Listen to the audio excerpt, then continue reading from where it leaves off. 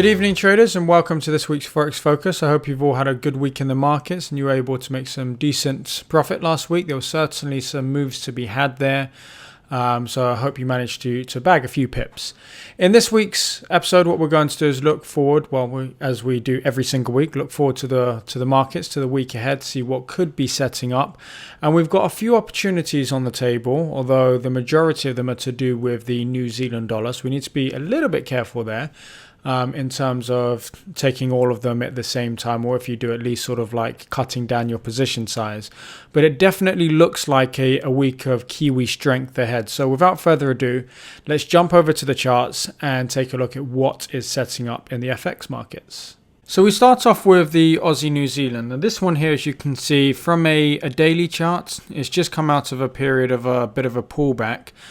Which, if you're not looking at it in context, could look like we potentially were having a bit of a trend change there, or at least sort of moving up towards that. But if you take a look at it on the weekly chart, you can see it's a much stronger case for a downtrend.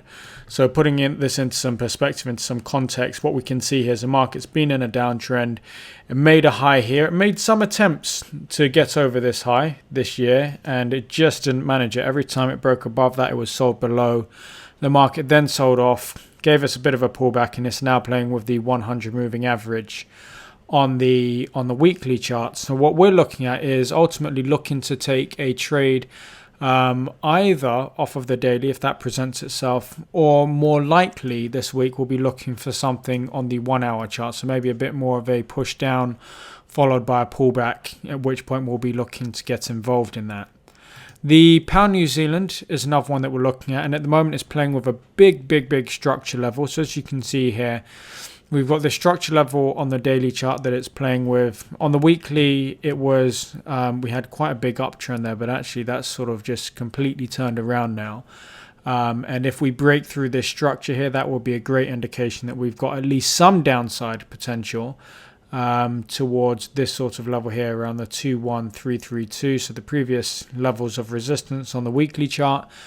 So potentially a great risk reward trade on the table for you there, but we need to see ultimately how this plays out. So if it breaks through this level, then we're going to be short. If it doesn't do that, then sort of all bets are off, because technically there's nothing great on the table there.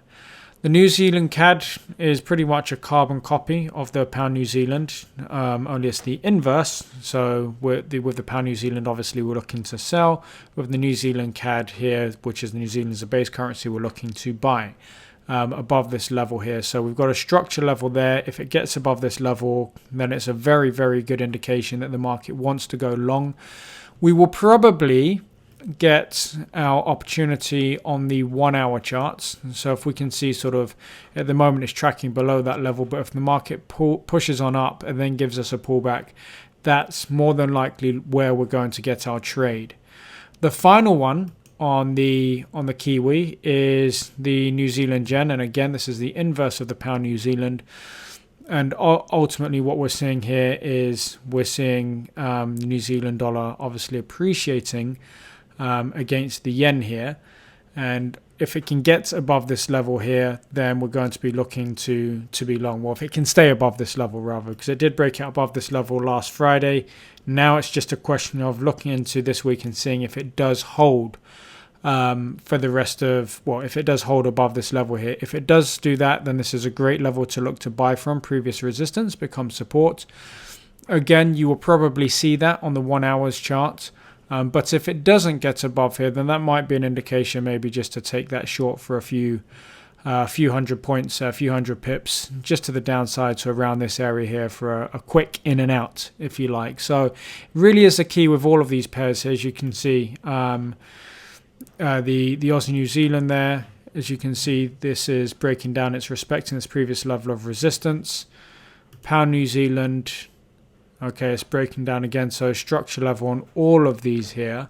They're very key levels. New Zealand CAD, key level over here again.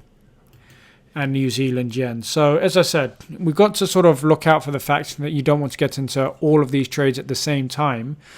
Because they're very correlated trades. But on the other hand, you may look at saying, well, you'll cut down your position size. You're not taking a full position size. Maybe you'll split your normal position size into 4 and get into all of them, thereby mitigating some of your risk. The final trade that we're looking at this week is the euro pound. So the euro pound is one that's a little bit away from the Kiwi pairs there, obviously. But the euro pound is one that we're looking to go long. So when the ECB came out last week and disappointed the markets, we saw a massive rally in the euro pound, and we can foresee that this is going to get another push up. From there, this is a very, very significant push to the upside. You can see it on the daily as well. You can even see it on the weekly there. So we've got a significant push to the upside, a nice flag pattern presenting itself here. If this can sort of trickle along there, then break to the upside, this is another one that I like the look of to go long next week. Okay. So that wraps it up for this week's Forex Focus. I hope you get a lot of value out of that. Obviously, remember that none of this is trading advice. All we're doing is talking you through what we're taking on our own accounts. We are not authorized or regulated to give trading advice. So this is more our commentary, and we're just showing you what we're doing with our own accounts. Obviously, you still need to go away and do your own analysis and see if some of the ideas that we come up with here fit your own portfolio and your own attitudes to risk and things like that.